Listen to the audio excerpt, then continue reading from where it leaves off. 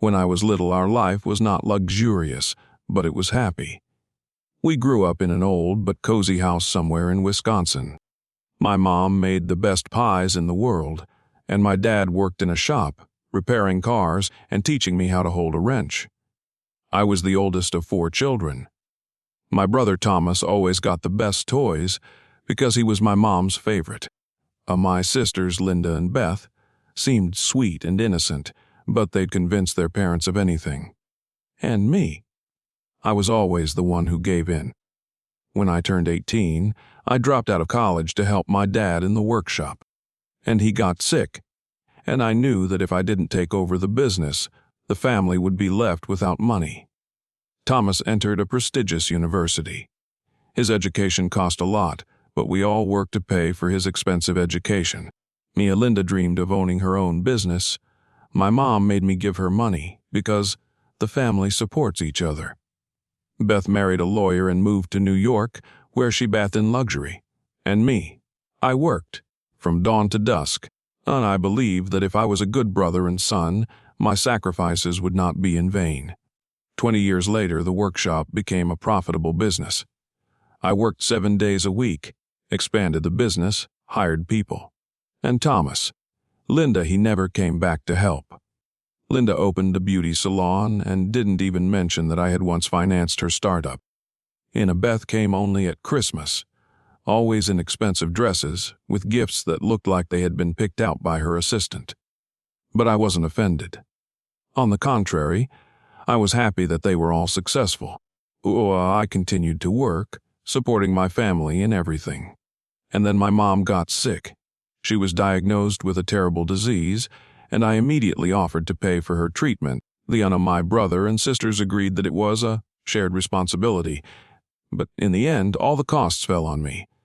They said, "George, you always manage." I did. I helped out. Because that's what real families do. Before she died, my mother called me to her. She wanted to tell me something, but I was too busy doing things at the time. I thought I would still have time. When she died, my brother and sisters arranged a quick funeral and acted as if they never cared about her life. Something changed. They became colder, more distant.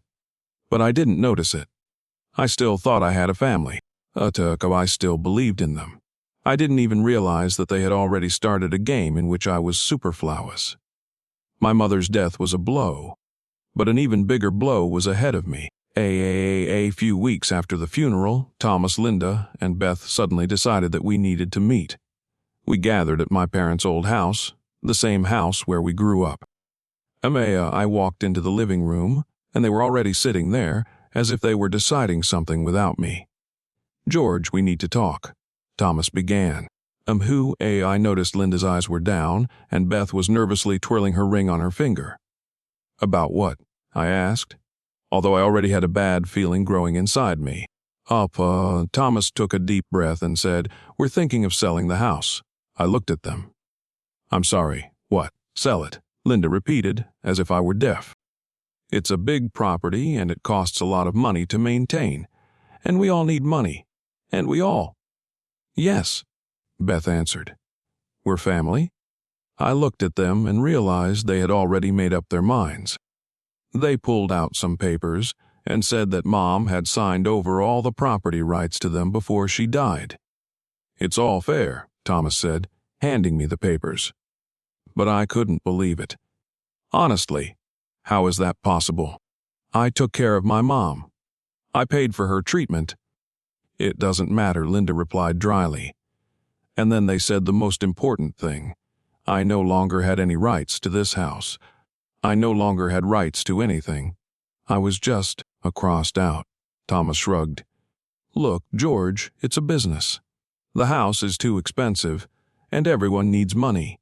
But it's our house, it was," Beth corrected. I couldn't believe it. My siblings had betrayed me, that I was never family to them. I was just convenient. They needed me to work. They needed me to pay. And now that they don't need me anymore, they just threw me away.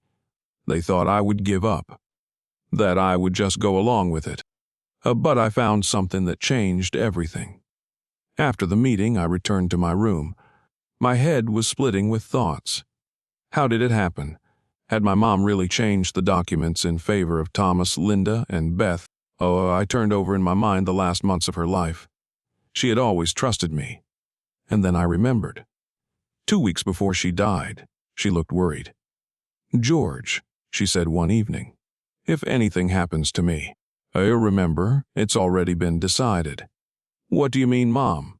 She shook her head. I didn't think much of it at the time, but now everything became clear. I couldn't just sit there and wait until I was kicked out of my parents' house. I started digging through old documents, and then, among the yellowed papers, I found her will. The document was dated 3 months before her death, and it was written in black and white, "Everything belongs to me." I read it 3 times. They were lying. They either forged the documents or somehow made my mother change her mind. But one thing was for sure, I had a chance. Then I made copies. Then I called a lawyer I knew, Stephen Marshall. "George, this is serious. If what you're saying is true, your brothers and sisters have committed fraud. What should I do?" "A get ready for war, man." The next day I got a call from Thomas. "Or we've decided to give you some time to move out." You've decided." I could barely contain my anger. Yes," he answered dryly. "But don't take too long," I smiled. "Oh, don't worry. I'm not going anywhere." He fell silent. They didn't know what I had found yet. But they would soon. They thought I would give up, that I would leave everything in silence and leave. But they were wrong. No, I gave the documents to my lawyer, Stephen Marshall. He looked at the will for a long time and finally looked up. "George, if this is a genuine document, you have a good chance of winning. And also to find out if your mother really changed her will before she died. We contacted the notary who handled her mother's affairs. And here's what we found out: no changes in the will were officially registered. That is, the documents that my brothers and sisters showed me were either forged or drawn up illegally." A week later, we found ourselves in the courtroom. Thomas, Linda, and Beth were sitting across from me. Their lawyer, an expensive lawyer in an expensive suit, stood up and began, "Dear court, we have all the legal documents confirming our client's right to the inheritance." I looked at my lawyer. Stephen smiled slightly. He stood up and calmly said, "And we have the original will, which changes everything." Linda turned pale. Beth nervously crumpled her napkin in her hands. And Thomas clenched his jaw. He realized it was not over. Our notary confirmed that my mother's will was genuine. The judge looked at the brothers and sisters and asked, adding, "How do you explain this discrepancy?" Their lawyer stammered. And then Thomas made a mistake. He said Mom wanted to change the will, but she didn't have time to sign the documents. The judge stopped. And then he said, "So you don't have a valid legal proof of your right to inheritance." And after 3 hours of hearings, the court decided to freeze the sale of the house. I hadn't won the war yet, but I had won the first battle. And my favorite, brothers and sisters, knew that now they would have to fight for real. They lost control in court. But that doesn't mean they stopped. I thought that everything would be fair. I was wrong. The day after the trial, I received an unexpected call. "George, it's Linda. We need to talk." Then I hesitated, but agreed to meet at a cafe nearby. When I arrived, Linda was already sitting at a table, drinking coffee and nervously drumming her fingers on the cup. "Listen, let's not go to court. We're family." I was silent. "Emma, let's make a deal. We'll give you some of the money if you drop the lawsuit." I leaned forward. "How much?" She hesitated. 15,000. I laughed. "Linda, the house is worth over 400,000. You want to buy my share for a fraction of that. It's a generous offer." Her voice trembled. "We're family." I stood up. "If that's all you had to say, we have nothing more to talk about." A few hours later, I got a call from Thomas. "You're playing a dangerous game, brother." "You are, Thomas. If you don't stop this comedy, it's going to get worse for you." I clutched the phone. "Are you threatening me?" No, I'm warning you." And he hung up. That same evening, someone scratched my car. A day later, my electricity was suddenly cut off at home. And the next day I received an anonymous letter. If you are left without money, you will be left as a nobody. I realized that they didn't just want to take away my inheritance. They want to break me. But now I knew for sure I will not give up. I thought I knew my brothers and sisters. But they crossed all the lines. They were no longer interested in justice or truth. They only wanted to crush me. A few days later, I received a summons to appear in court. Thomas, Linda, and Beth filed a counterclaim. They accused me of fraud, claiming that I had forged the will. My lawyer, Stephen Marshall, sighed as he looked over the documents. They're dragging their feet. They know that court costs are expensive, and they hope that you just won't be able to pull through financially. I realized that, and it made it even worse. My savings were melting away. Every month, the lawyer's services cost a lot of money. I started selling things to somehow stay afloat. A TV, a watch, a coin collection that I had been collecting for years. Meanwhile, my brothers and sisters were living large. I saw Linda buy a brand new car. Thomas posted photos of his vacation in the Bahamas on social media, and I was counting every dollar. My friends gradually drifted away. Some did not want to interfere. Others were just tired of my stories about the courts. I was left alone. Or rather, almost alone. One evening, I received a call from Mrs. Henderson, an old friend of my mother's. George, I know what you're going through. I want to help you. I was surprised. We met in the park. She pulled out an envelope and handed it to me. It's not much, but maybe it will help. I opened the envelope and there were $5,000 in it. Mrs. Henderson, I can't. You can, George. Your mother was my best friend, and I know she would have wanted you to fight to the end. I accepted the help, but I knew it was only a temporary fix. I was trapped, and if I didn't find a way out, they would win. When it seems like the whole world is against you, help can come from places you don't expect. This is exactly what happened to me. The phone rang early in the morning. George, it's Susan Williams. You probably don't remember me, but I was your mother's lawyer many years ago. I didn't really remember the name right away. I have some information that might help you, she said, and invited me to her office. I didn't understand what was happening, but my intuition told me I had to go. Susan's office was in the city center. The woman greeted me warmly, but got right down to business. I couldn't ignore this, she said, putting a folder on the table. I opened it and could not believe my eyes. The document, signed by my mother, indicated that she had divided her inheritance between us several years ago, and that the recent will was just a formality. That means your siblings have no legal claim to the entire estate. Susan confirmed. I felt my heart beat faster. This was a chance. I realized that I had been deceived from the beginning. They knew about this document, but they hid it.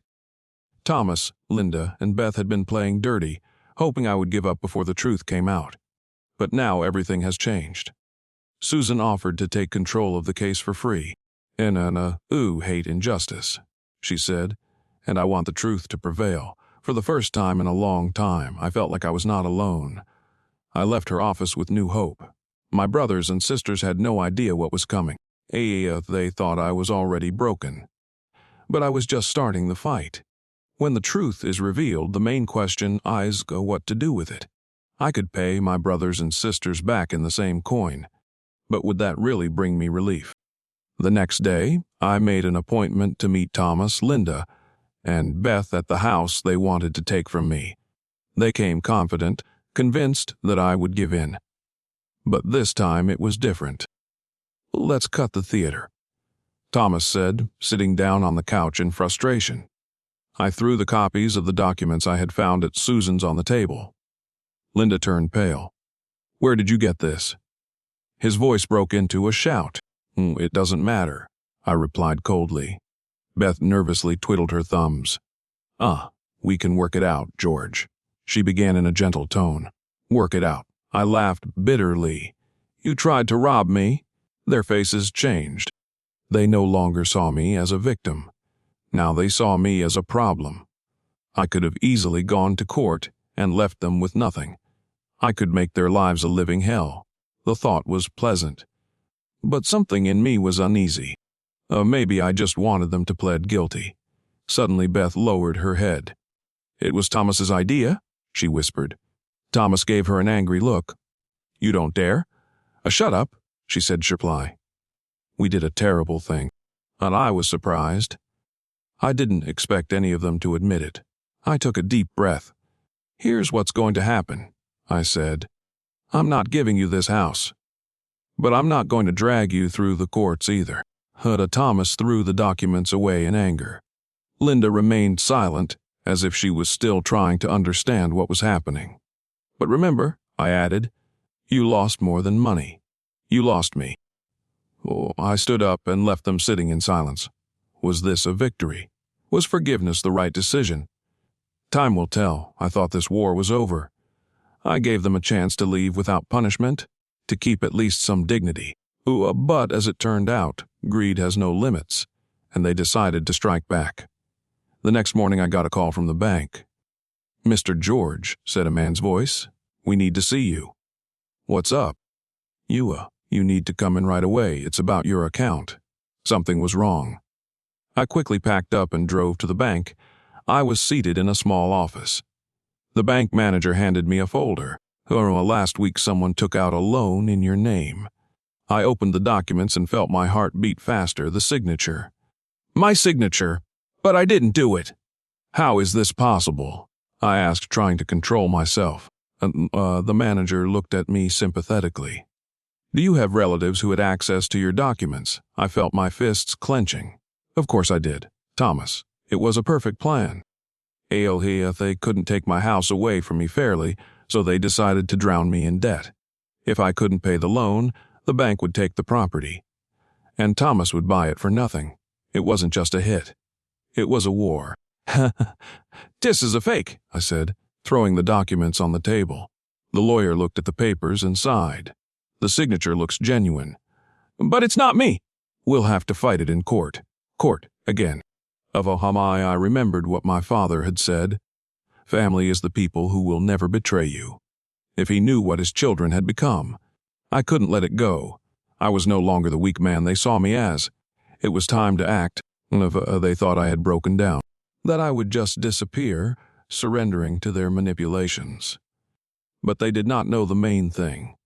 I had calculated everything. And now it was my time to strike back. I called Thomas and asked him to meet me at his favorite restaurant. He didn't suspect anything. On the contrary, he was happy. He thought I had come to beg for mercy. When I sat down at the table, he greeted me with a wide, fake smile. "You finally realized that it's better to give in, George," he said confidently, taking a sip of expensive whiskey. I just smiled. "Actually, Thomas, I wanted to talk about the future." "Oh, really?" He tilted his head as if laughing. "And what is your future after the bank takes your house?" I smiled again. "Are you sure this is what the future will look like?" I put a folder on the table. Thomas took it without much interest, but as soon as he started flipping through the pages, his face changed. What is this?" His voice trembled. It's proof that you took out a loan in my name using fake documents," I said calmly. His eyes widened. "You're bluffing!" I took out my phone and pressed the play button. The recording of his conversation with the banker was clearly heard in the speaker. "Everything has to be clean, you understand. He's old, no one will listen to him. Just do the paperwork and the case is closed. You recorded me." He whispered. "Yes." I nodded. "And now I have two options. I can explain everything. Here they are, Thomas. Option 1 is that you voluntarily return everything you stole to me and disappear from my life forever. And the second." I leaned closer. "I hand these documents over to the police, and you spend the next 10 years in prison." Thomas swallowed his saliva convulsively. He looked at me for a few seconds. And then he laughed. Do you really think that's it? That I'm afraid of the police?" I remained calm. "Not the police, Thomas. Look at the documents again. He opened the folder in confusion and froze. Inside were not only loan documents. There were account statements that proved his illegal financial dealings, his corrupt connections, his hidden accounts abroad. You're not just a thief, Thomas. You're a crook who could go away for a long time. His hands shook. Oh, we're a George. We're brothers. Or we were brothers. Thomas wasn't laughing anymore. What do you want? I stood up from the table calmly. Everything that belongs to me is returned, and you don't see me anymore. He was silent, but I knew he had no choice. His game was over. There are moments in life when there is simply no choice. You either accept what is, or you destroy everything around you. My brother Thomas found himself in exactly this situation. But the most interesting thing was yet to come. The day after our conversation, I received a message from Thomas. Let's meet at the old house. We need to talk. I knew it was a trap. Thomas never gave up without a fight. But I needed to see his eyes, to see if he realized he had lost. The house we grew up in looked abandoned. The walls were cracked, the windows were dirty, as if there hadn't been any life here for years. I went inside and immediately felt that things were not so simple. Thomas was sitting in an old armchair by the window, holding a glass of whiskey. George. His voice was calm. Too calm. Thomas. I didn't sit down. I just stood there waiting. He took a sip and looked at me thoughtfully. I've been thinking about your offer. I didn't say anything. It doesn't suit me, I sighed. Thomas, you have no choice. He smiled wryly. Oh, George, there is always a choice. He pulled a small device from his pocket and placed it on the table. This is a recording of you threatening me. I couldn't believe what I was hearing. Really? Yes, he nodded. If anything happens, this recording will fall into the right hands. I sighed and slowly walked closer. Do you think this will save you? He looked at me carefully. I took out my phone and dialed a number. He listened, but did not understand what was happening. A few seconds later, the door to the old house opened and 2 men in black suits came in. What the? One of the men put another folder in front of him. Thomas Sterling, you are under arrest for financial fraud, forgery, and grand larceny. His face turned as white as chalk. George. I stepped closer. You thought you had a choice, but you didn't. And when the agents took him away, he was still trying to say something, but I wasn't listening anymore. I turned and left the house. Finally, this story is over. Or did it not?